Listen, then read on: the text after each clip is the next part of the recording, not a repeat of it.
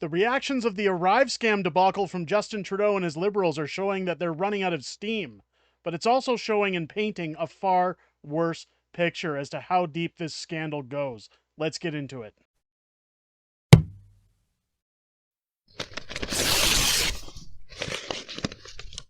Oh, yeah! What's going on, ladies and gentlemen? Welcome back to The Fringe. ArriveCan has been a hot button issue on the channel. We've been talking about it for quite some time.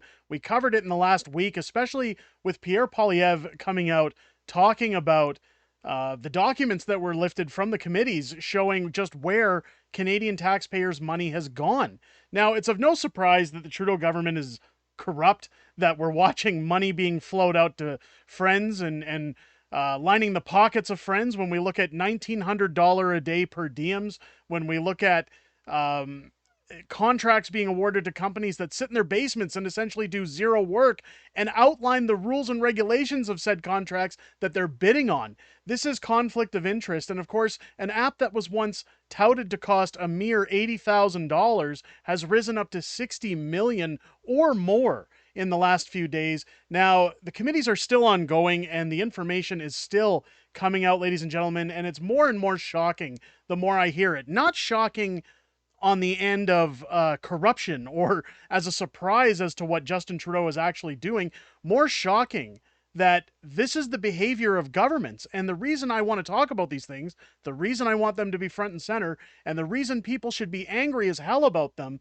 is so that we make sure governments are aware this kind of behavior isn't going to go on with our tax dollars. And if it does, there needs to be answers, which of course we all know we're not going to get them when it comes to Justin Trudeau. Now, when you look at other prime ministers, when you look at Paul Martin, when you look at Jean Chrétien, we've talked often about things like the sponsorship scandal, and we've talked about how little tiny scandals would have brought prime ministers down in comparison to what Justin Trudeau has done over his 8 years in the prime minister's office. What I find alarming is that the Canadian people, and ladies and gentlemen, I'm guilty of it myself, we sit here and we make content about it, but there's nothing being done. We need to be in touch with our MPs' offices. We need to be calling not the Conservative, but Liberal Party members' offices, NDP members' offices, and asking them just what the hell is going on and what makes them think they can get away with this without going to jail.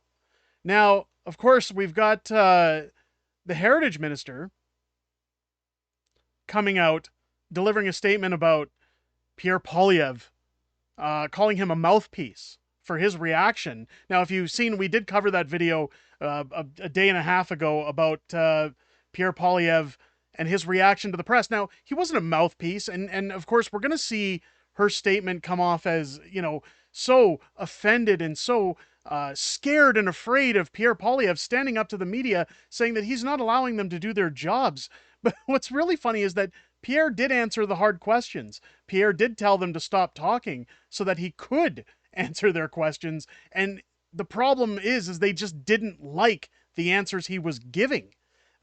It's so funny that this is the rhetoric of the Liberals, is that anything and any time, again, when you go back as far as things like the pandemic, if you don't spew their rhetoric, you're somehow challenging them. You're somehow offending and upsetting them. Their feelings are crushed. They can't cope with reality. And we're seeing that with this statement as this Heritage Minister almost sounds like she's crying when she's talking. Just listen to the sound of her voice. I will apologize up front. The audio is quite low on this one. I've turned it up as much as possible. But let's take a listen to what she has to say and then we'll discuss.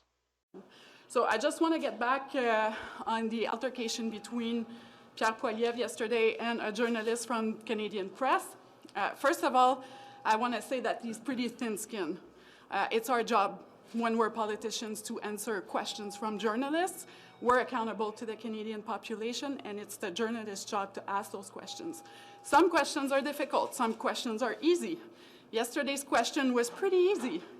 He was just asked to explain why his party introduced an amendment to lift fees for Canadian broadcasters. It's a pretty easy question. It's his party that brought that forward. So yes, when you're a politician, you need to answer questions. And when you're attacking the press, when you're attacking our free press, you're also attacking democracy.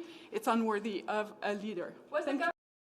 So first off, she calls him thin-skinned and says that he didn't answer the question. I'll actually go back and claim that we actually have audio of him answering that question, where he was very to the point of saying, I don't believe that government-paid press that is taking the government's money to spew their rhetoric, to spew false information or disinformation, as they always say, should be funded by the government. He thinks that a free press should be funded by its viewers, by its readers, by its listeners, if it's a radio broadcast. He answered the question very clearly. Of course, what we see here is her talking about, we didn't like his answer, and we're going to see it as bullying because he's not bowing down to the rhetoric of our paid government press. This is the problem with legacy media, and this is the problem with her saying things like he's bogging down a free press. If you want to talk about a free press, well, look what happened to David Menzies when he tried to question Chrystia Freeland. Look at what happened when Rebel News wanted to report on the debates during our last federal election during COVID measures, when, of course, they had to challenge the Supreme Court just to be allowed press badges and be considered a media outlet, to be allowed into the debates. This is damning of the free press. This is putting your boot down and saying, if we don't pay your bills, you're not allowed to report on what we have to say. And that is the exact definition of what she's here squawking about and complaining about that Pierre Poilievre is supposedly doing. Now, let's take a look at what Justin Trudeau had to say when he was asked about the $60 million. Justin Trudeau said his job was to protect Canadians and not spread conspiracy theories. I don't know where this information comes from out of his mouth or why he thinks people are buying up this garbage. Let's take a listen to what Captain Socks had to say. COVID-19 pandemic was a once-in-a-generation, even once-in-a-century occurrence in which every decision we took was designed to protect Canadians' lives. At the same time, Mr. Speaker, even in a situation like that, there are rules that need to be followed, and we expect, and all Canadians expect, public servants to follow those rules, and we will, of course, encourage the RCMP to do its work, but while we were focusing on protecting Canadians every possible way we could, they were peddling conspiracy theories, Mr. Speaker, about vaccinations, about what have you. So while he continues to make personal attacks, we're going to continue to make sure we're delivering for Canadians. And yes, we will make sure that all rules are followed, and there are consequences for people who broke the laws or broke the rules. But we will continue to be there for Canadians while he plays partisan games. So, okay. Let's backpedal a little bit here. He's talking about peddling conspiracy theories and people being allowed or facing the law for breaking the rules, coming from the biggest hypocrite in history. Justin Trudeau has not faced the law for any of the rules he's broken. When we look at the We Charity scandal, when we look at the ArriveCan, when we look at his $6,000 a night hotel room, when we look at his recent Jamaica vacation and $80,000 of gifts of a villa that was also gifted to him last Christmas. No conflicts of interest there. They say that it was cleared before he went by the ethics commissioner. The ethics commissioner has no ability to clear vacations before he goes on his trips. In fact, it was stated very boldly through the House of Commons that this was actually incorrect. Michael Barrett had said that he can't get clearance from the ethics commissioner to go on a vacation. MPs and prime ministers, they accept gifts all the time. However, $80,000 gifts, we're talking about maybe like an expensive bottle of liquor or a token of appreciation upon visiting a country, but nothing like cars, property, vacation homes.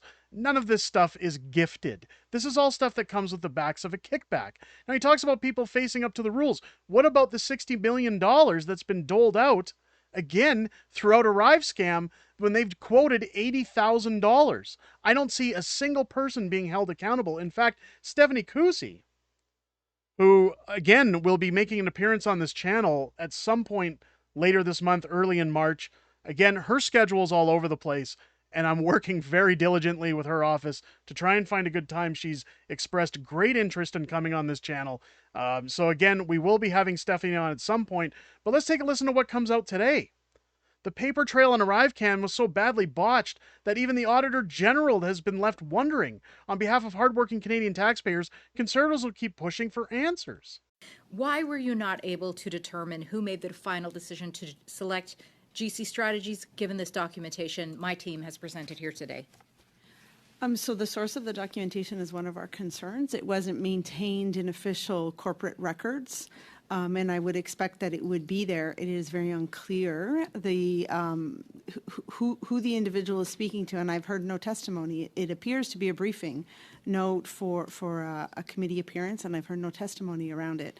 It remains that the decision on who decided to award a certain contract needs to be properly documented. And what we do have on file is that a contract requisition was signed by the executive director, and exercising delegated authority in the public service comes with responsibility and accountability. She's referring to there is a $2.3 million contract that is lost. It's just not around. Nobody knows where it is. How do you lose a contract for $2.3 million? Well, I can tell you how you lose it. It's of no coincidence. It's theft. I have no other way of saying it. I try not to be defamatory on this channel. I try not to be demeaning to any person because I live under the principles of innocent until proven guilty. However, the Liberals have proven time and time again that they're guilty until proven guilty, and guilty beyond the proof of guiltiness. What we're seeing is, again, my observation, my speculation, how much of this $60 million went to Sophie Trudeau's telecommunications firm? I'd really like to know that, because my guess, and part of the reason when Justin Trudeau separated from Sophie, and a week later, less than a week later, they all of a sudden come out and just announce randomly, hey everyone, Sophie's exempt from conflict of interest, which also happened to be around the time things were opening up around ArriveCan and this scandal. So it makes me question again the possibility of those millions of dollars. Again, I'll say it for the millionth time, Justin Trudeau's net worth of $9 million when he became Prime Minister of Canada, that has grown to nearly $100 million today. Absurd. That's our money sitting in his pocket, that he's living in his multiple houses with, that he's living his lavish lifestyle with, that he goes on vacations. I might remind everybody, he was at the Super Bowl this last weekend, and I'm anxious to find out how much that cost taxpayers. And again, we'll be covering that whenever it drops here on the channel. But the Heritage Minister has no right to accuse Pierre Poilievre of stepping on the necks of free press while questioning what's happened to millions and millions of dollars of Canadian money. And I can say that it's great to see Larry Brock and Michael Barrett and Mark Genouille and Stephanie Cousy, amongst other Conservatives, at these hearings, making sure that we get answers. Now, the question is what's going to happen when we get those answers? A lot of people saying nothing. I'm saying that with a spring election looming on the horizon, I would doubt at least some people, whether it's not going to be Justin Trudeau, but I'm going to tell you right now, with the amount of Liberals that have been jumping ship as of late, and with these $1 million contracts being given out, $19 million going to a recruitment agency, somebody's going to go to jail by the end of this. Whether that be somebody who's linked directly to the Liberal Party, I don't know, but somebody's going to be going to jail. I've got a feeling this is going to blow up, similar to the sponsorship scandal, and Canadians are going to want answers, and rightfully so. I think Pierre Poilievre, if he's given the chance to run for an election before this wraps up, will definitely hold those to account when he becomes Prime Minister. Some people will say otherwise, but we have yet to see. Let me know your thoughts down below on where we're at. Again, as things continue to move forward with ArriveCan, we're going to be talking about them, and I will have Stephanie Cousy here on the channel to discuss where they're at in those findings as soon as she's available to give us some time.